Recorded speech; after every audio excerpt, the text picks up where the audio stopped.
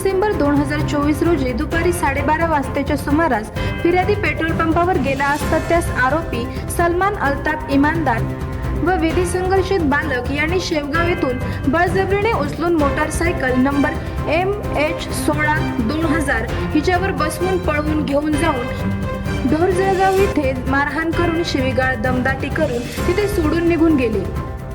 मजकूरच्या फिर्यादीवरून Shevgaon police station भारतीय न्याय संहिता 2023 चे कलम 137, 115, 352, 351 प्रमाणे दिनांक 25 डिसेंबर 2024 रोजी गुन्हा दाखल करण्यात आला होता। सदर गुन्ह्याचे गांभीर्य लक्षात घेऊन गुन्ह्यातील फरार 2 आरोपीचा शोध घेण्याकामी मान्य पोलीस निरीक्षक समाधान नागरे शेवगाव पोलीस स्टेशन यांनी तपासाचे चक्रे वेगाने फिरवून 2 पोलीस पथके तयार करण्यात आले होते।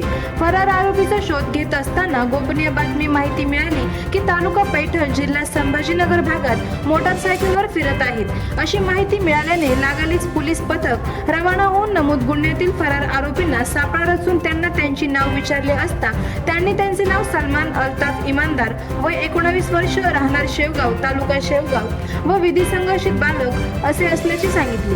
खात्री झाल्याने त्यांना सदर गुन्ह्याचे तपास कामी ताब्यात घेऊन पोलीस स्टेशन इथे आणून आरोपी नामे सलमान अल्ताफ इमानदार वय वर्ष 19 यास अटक करून विधी संघर्षित बालक यास नोटीस दिली आहे।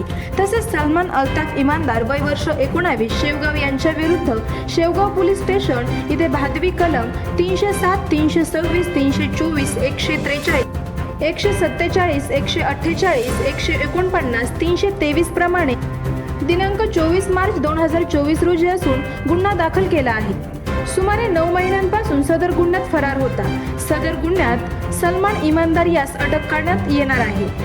सदरची कारवाई ही मान्य पोलीस अधीक्षक श्री राकेश ओला अहिल्यानगर, मान्य अपर पोलीस अधीक्षक श्री प्रशांत खैरे अहिल्यानगर, मान्य उपविभागीय पोलीस अधिकारी श्री सुनील पाटील उपविभाग शेवगाव यांच्या मार्गदर्शनाखाली पोलीस निरीक्षक Shri Samadhan Nagare, police head constable Chandrakant Kusare, Arvind Chavan, पोना Sandeep Awhad, police constable Shyam Gunjal, police constable Santosh Wagh, police constable Rahul Khedkar, police constable Eknath Garkad तसेच नगर दक्षिण सायबर सेलचे पोलीस कॉन्स्टेबल राहुल गुड्डू यांनी केली असून वरील गुन्ह्याचा तपास police head constable Arvind Chavan हे करत आहेत।